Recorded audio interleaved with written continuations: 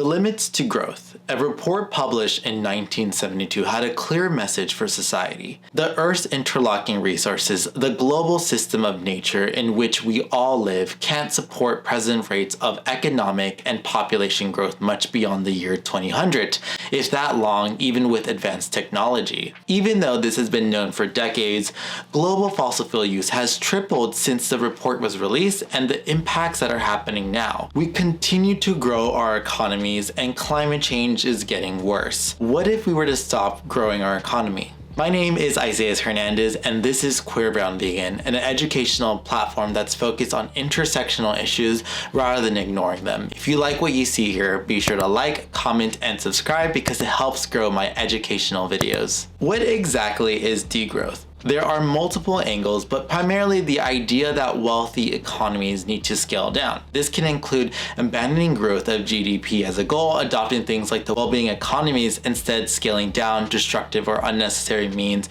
of production to save energy and resources, and focusing economic activity not on growth, but on human needs and well-being. Right now, our economies have grown, but at a huge cost. Since the 1960s, rich countries like those in the global north have taken $152 trillion worth of resources from countries in the global south. Raw materials, human labor, at all very low values. Not only is this racist and driven by colonization in the past, but the resulting economic growth has been put many of those same communities in the direct lines of fire of climate crisis. As if it wasn't enough, it has been done in the name of capitalism, which has helped the ultra wealthy extract hordes of billions of dollars. So this is a matter of priorities, and degrowth would mean that we as a society start prioritizing social and ecological well-being instead of corporate profits. The idea is that it would be possible to reduce carbon emissions, stop harming the environment, while also improving society for everyone.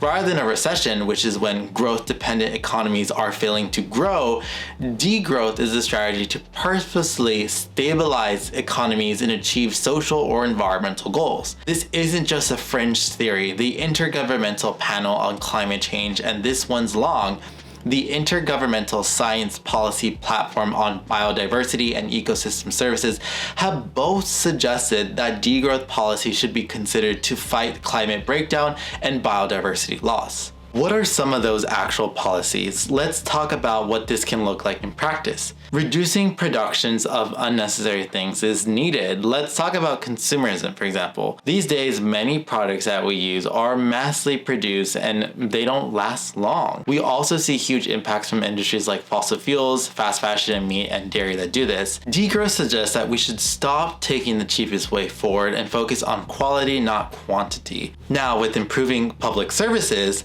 why don't we all have access to healthcare, education, housing, internet, transportation, or healthy food? These are all things that would vastly improve social conditions and our well-being, but currently the resources needed to make that possible are hoarded by the wealthiest individuals or to go fund war. So these investments aren't being prioritized, even though they should be because of all of our current growth at all our cost systems. The next thing is a green job guarantee. Now, what about green jobs? Things like the Civilian Climate Corps in the US are already promising to look at what they can come for green jobs investment. Already we have programs like the Student Conservation Association, CAA, that helps thousands of young people start working on things like trail improvements and tree planting. Supporting initiatives like this actually helps train and mobilize people to actually do all the things we need to do and can help us make sure that people working in industries that need to stop have somewhere to go next, because a lot of young people do want green jobs. Reducing work time is such a huge thing that needs to happen within degrowth, is that if we only work 4 days a week, that's one less day driving to the office and an extra day spent on taking care of yourself. That's the idea behind policies that can relate to working less as a real climate solution. Also, if wealth stopped being pooled at the top,